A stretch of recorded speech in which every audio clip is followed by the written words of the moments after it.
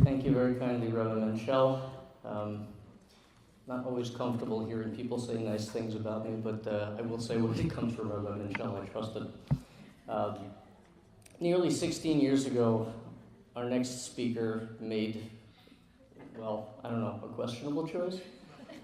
But yet, because of it, here we are. So I'd like to introduce Jennifer to deliver a brief talk. I do have my voice, which is one huge advantage that I didn't have when Melanie had her bat mitzvah, so this will be good. It's an interesting coincidence that Lucy decided on a snow-related Dvar Torah, and just this week, not only did it snow here, but there was also a big snowstorm in Israel. I'm not quite sure what to make of that.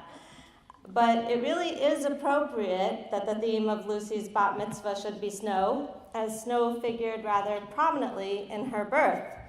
As many in this room already know, she was born right after a blizzard, and there was quite a bit of snow on the ground. Although it was a couple of days after her due date, once Lucy decided she was ready to be born, she could not wait to come out. And my mom actually ran out barefoot in the snow to help me into the car so that Dan and I could get to the hospital just in time for me to rush inside and give birth in the triage room.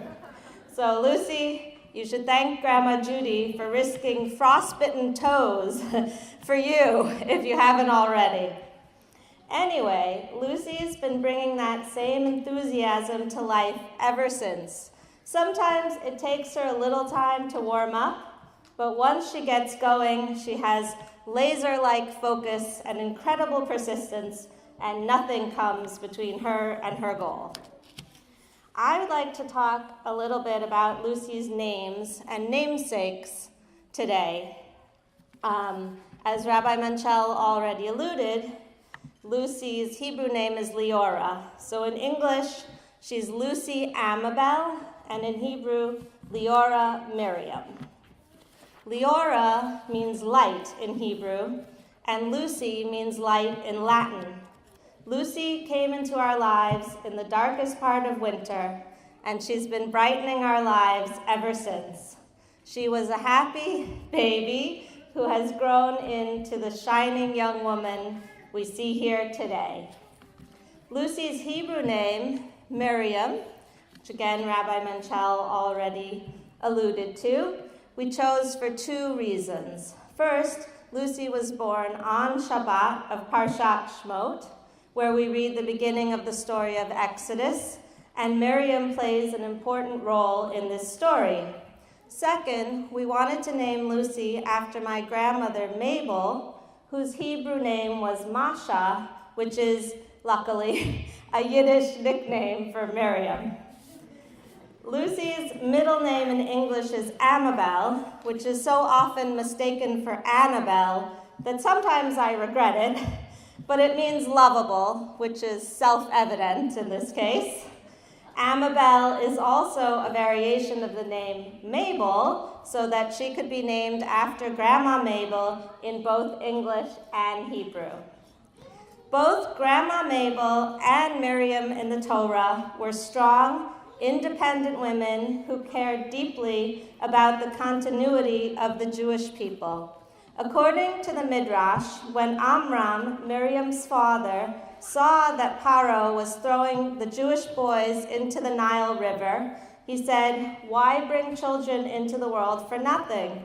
He separated from his wife, and all the men in the generation followed his example.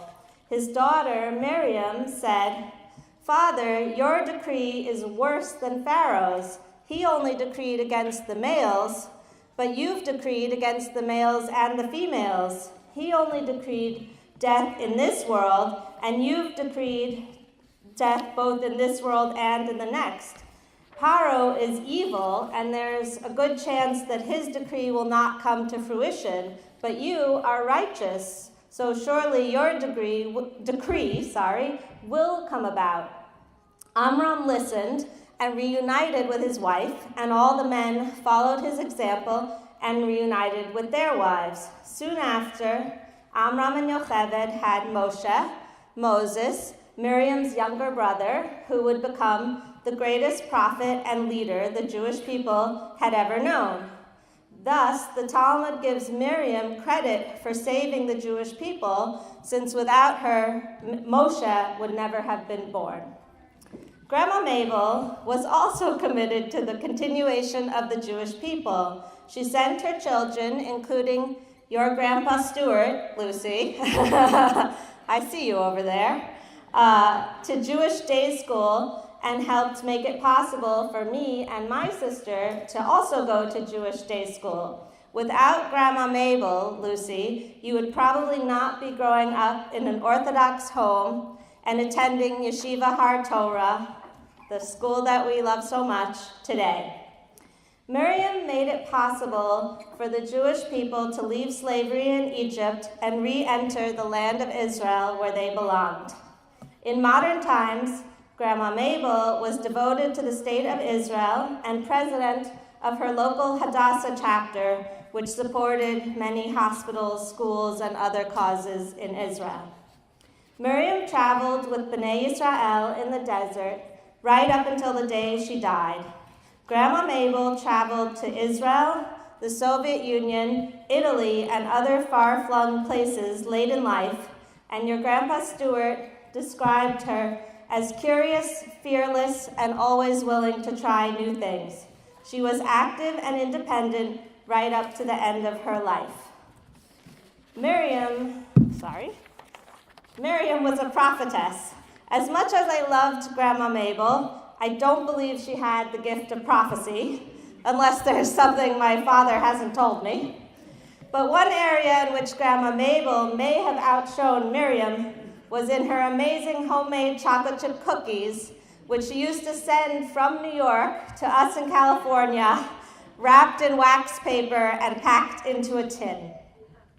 Lucy, both Grandma Mabel and Miriam are people you can learn from and would do well to emulate.